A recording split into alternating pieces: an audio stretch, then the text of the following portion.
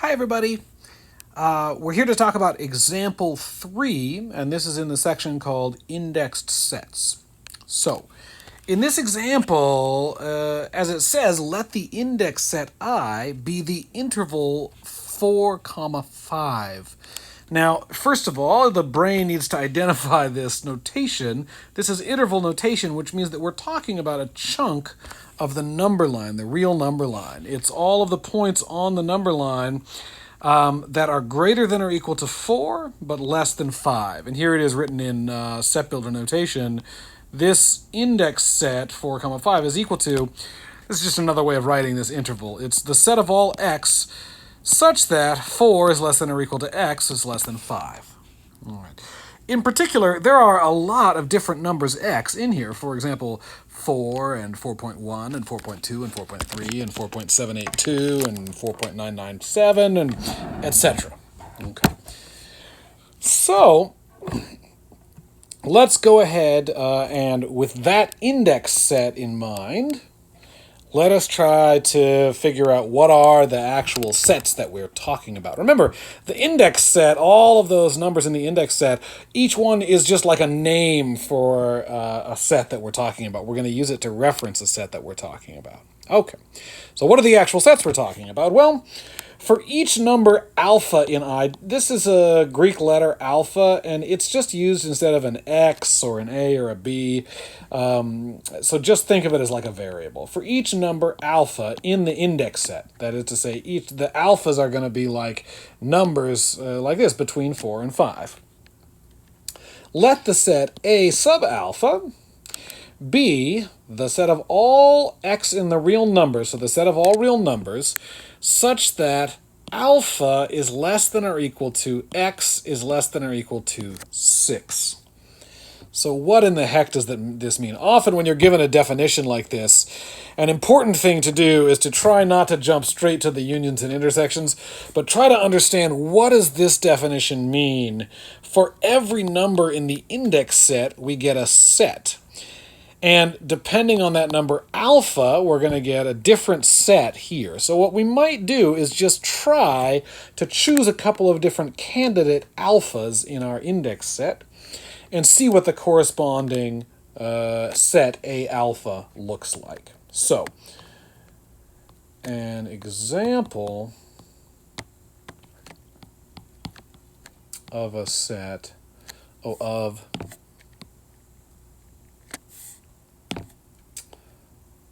an alpha. For example, what we know is that alpha, the index at alpha, it's all numbers that lie in this interval. So if we're going to choose an alpha that works, we have to choose alpha equal to some number in that interval. Let's just choose alpha equal 4. That's like the smallest possible thing that alpha could be. Now, when you choose an alpha from the index set, we then get a set associated with that alpha as the set A alpha. And so since our alpha is 4, this is going to be the set A4. And what is that equal to? Well, I can just copy it down. It's the set of all x in the real numbers, such that alpha is less than or equal to x is less than or equal to 6. This is where I'm looking.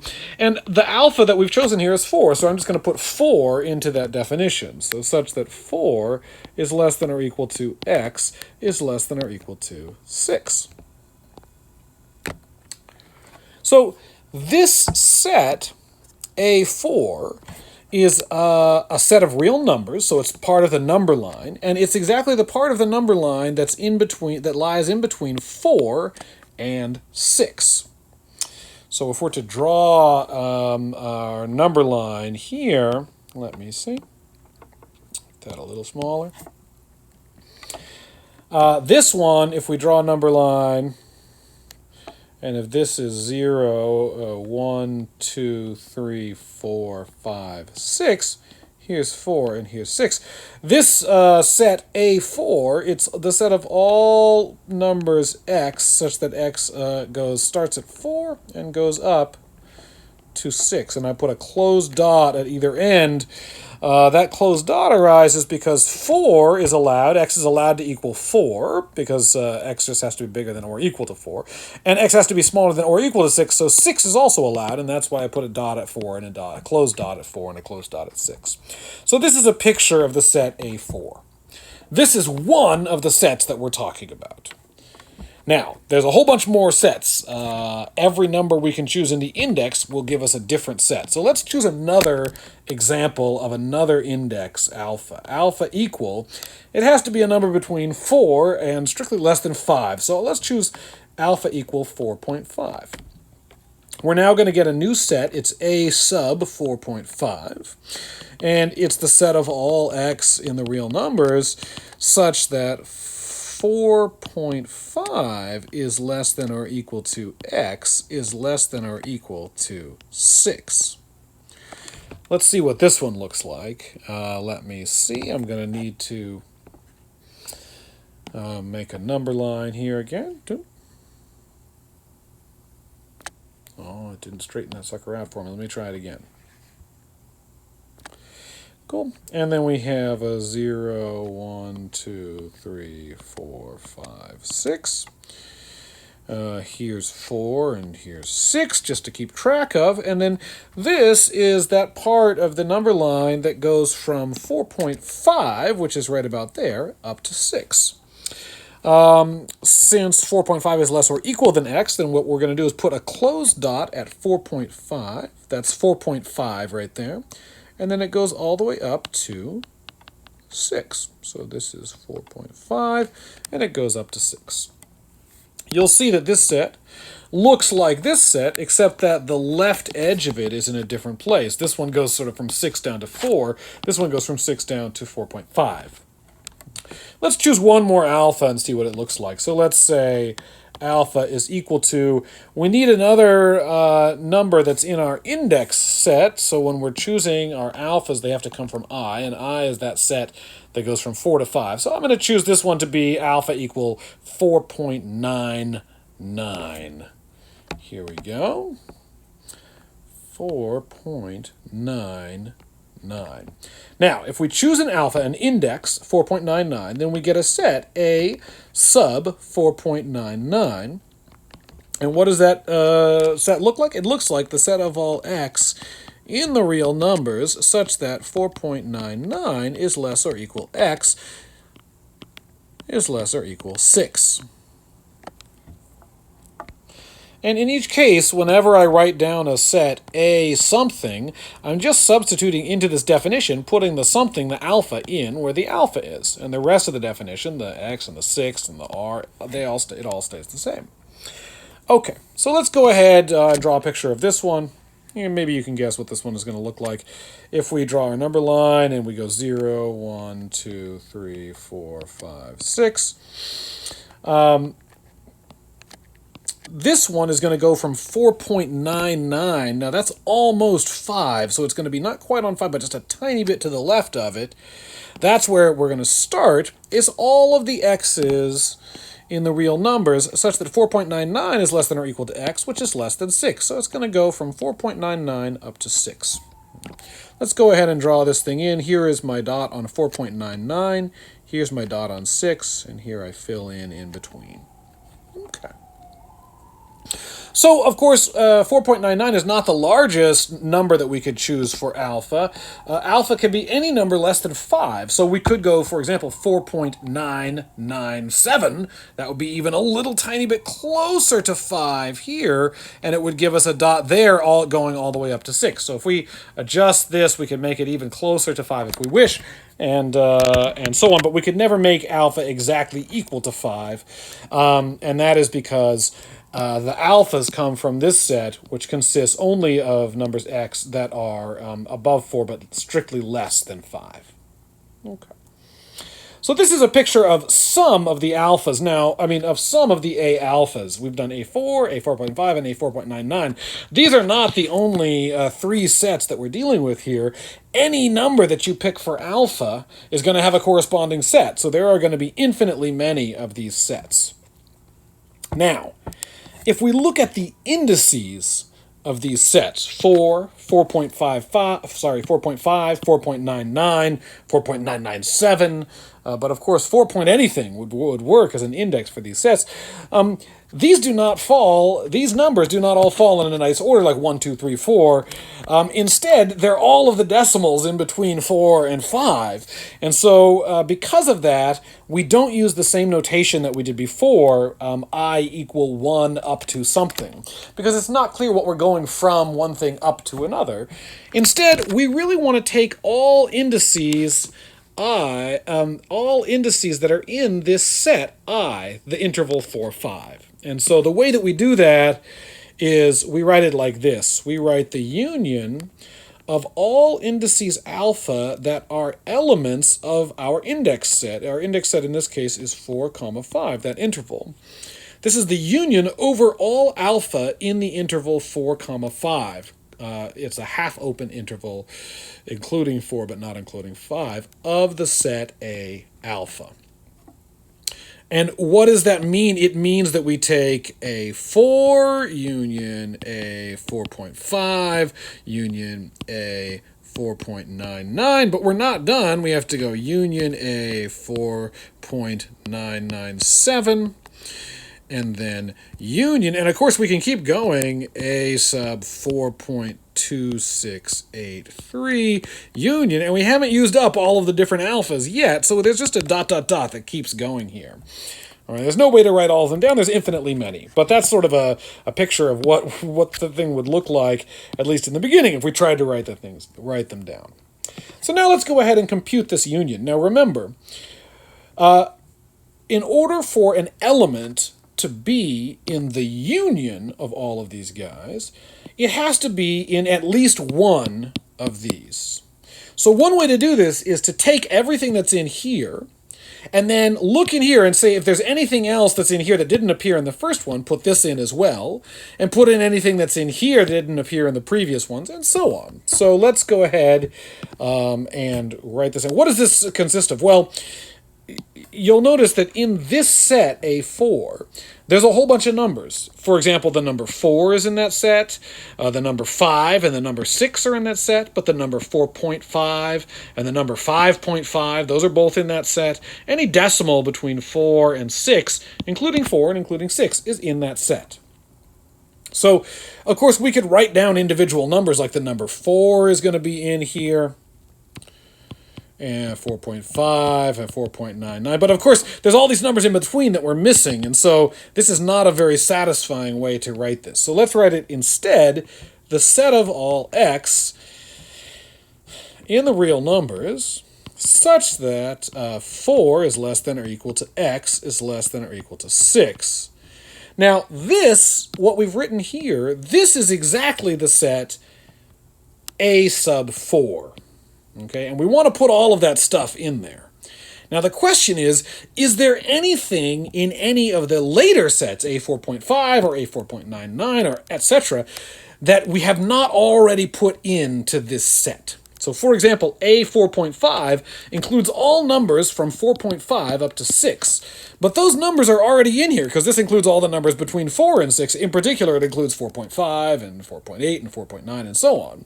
So it's sort of as though by putting in this set, we've already put in all the things that appear in this set. So there's nothing new to add for the set A4.5. How about for the set A4.99? There's nothing new to add here either. All of these numbers are numbers that were already in the first set. We would say that this set is a subset of this one because every number here was already in here. And in fact, no matter what alpha I choose in my index set, here, any number I choose for alpha, I'm going to get some set where the left edge of that set is the alpha and the right edge is 6. And the left edge has to be between 4 and 5. So any other alpha that I choose is just going to be some collection of numbers in here. It's going to be some subset of the original. So what's interesting about this collection of sets is that this, that we've written here, this is just exactly equal to the very first set, A sub 4, But we never put in anything else, anything new that wasn't in A sub 4. So in fact, this is equal to the entire union. That union is equal to this set right here.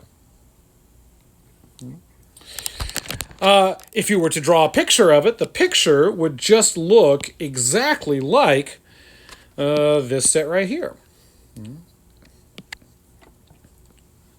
So this is our union of A alpha. If you wish to draw it, a picture of it, well, I have a picture of it already, so I am just going to copy that and then paste it down here. Here's a picture of the answer. That's the union. And let me get rid of that. Okay. So this is, if you want to circle that, that picture also is a valid answer. I would prefer the set builder notation, but I also like the picture because my brain works visually. So this is the answer to what is the union over all the alpha in the index set of A alpha. It's equal to this. It happens by coincidence to be equal to the set A4, the very first one of those sets that we looked at. That will not always be the case for any union, but it happens to be the case for this one. Okay, now let's take a look at the intersection. So the intersection for all alpha in our index set, interesting, in 4, 5, of A alpha. Well, that intersection is just as we did above. If this is A4 intersected with A 4.5, intersected with A 4.99, intersected with A 4.237, intersected with ... We have to intersect all these A sub alphas for every possible alpha between 4 and 5. I can't write them all down here. That's impossible. So I'm just going to leave it with a ... at the end. But this is the idea. This is the thing we're after. And remember that when we take the intersection of sets, the result is going to be a set. But the only things that can go in that set, something can go into that set, the intersection, only if it appears in every single one of these. Okay, so let's just look back at the 3 sets that we wrote down, the 3 examples that we wrote down, A4, A4.5, and A4.99. Now, there's a number in the first set, in A4. The number 4 appears in this set. Okay, but that number 4 does not appear in this set 4.5. You can see it's missing. It also does not appear in this set A 4.99 because this set is only numbers above 4.99. So we can't include the number 4 in the intersection. Okay. However, this number right here, the 6, that is in the first set, and it's also in the set 4.5, A 4.5. It's also in the set A 4.99. And for any alpha that you choose, it's still going to be in that set because the alpha has to be between 4 and 5. And the set that you get, A alpha, goes from alpha up to and including 6. So in particular, that 6 is going to be in every single one of these sets. All right. Is there anything besides 6 in every single one of these sets? Sure. If we choose a number a little bit below 6, that's in this set, it's in this one, it's in this one. In fact, this whole interval that goes from 6 down to 5, all of the numbers from 5, including 5 and up to and including 6, they appear in every single one of these sets. How do I know? Well, every one of these sets is A alpha for some alpha between 4 and 5, not including 5, which means that that alpha is always going to be a little bit, at least a little bit to the left of 5, and the resulting set A alpha will go from alpha up to 6. Yeah. And so that means the number 5 will be included in it, and every number between 5 and 6 will be included in it. So just as a first approximation, let's write down, this is the set of all x in the real numbers, such that 5 is less than or equal to x is less than or equal to 6. This is a start. Now, question, are there any numbers below 5 that we could put into this intersection set? So let's just imagine that we choose a number right below 5. Here's 5. We choose a number 4.9999. Yeah. The question is that in the intersection? Well, to be in the intersection, it has to be in A alpha for every alpha. And if we chose the number 4.99 as the number we were interested in, well, we could always look at a set A where the index alpha is slightly above that, but still below 5, like A sub 4.9999999. And in that set, that number that we chose, 4.999, does not appear because the alpha is just slightly bigger. It's just slightly to the right of it. So we miss it. So the point being that any number below 5 will eventually get excluded from one of these sets alpha. All you have to do is choose alpha a little bit bigger than that number you're interested in. What that says is that, yes, these are the only things that are in that set. It's all of the numbers from 5 up to 6, including 5 and including 6. So, if we draw this as 0, 1, 2, 3, 4, 5, 6, the set intersection for all alpha in 4, 5 of A alpha is this set right here. It goes from 5 to 6, and it includes all of the things in between. So I would say either one of these is a fine answer. I would accept it in set builder notation or in interval notation. And if I want it in a particular form on an exam or a homework, I'll let you know. Okay, that is the example number 3, working with indexed sets where the indices come from something besides the natural numbers. Here the indices came from an interval of real numbers. My strong recommendation when you're trying to untangle a definition of an index collection of sets is first identify what the indices are, the I can be, and then choose a couple of different members of that set I and look at the corresponding A sub alphas for those alphas. And write a couple of them down. Actually choose a number alpha. It has to be in I, so it has to be in there. Put that number in and then substitute it in for any alphas that appear in here, and then just see what the resulting set looks like. Draw a picture of it if you can. That's a good way to get started. What you'll notice also about this example 3 is that this is a very compact collection of notation. That is, we wrote this set down using just a few symbols, but it led to a fairly complicated collection of sets. And that's part of the power of set theory, is that we can use set theory to describe complicated collections very accurately and unambiguously, and using not very many symbols. So it doesn't take a lot of writing to write them down. That's it for example 3. I encourage you to go and look at example 4 on your own and see what you make of it. Then give the web work a try, and don't hesitate to reach out to me if you have questions.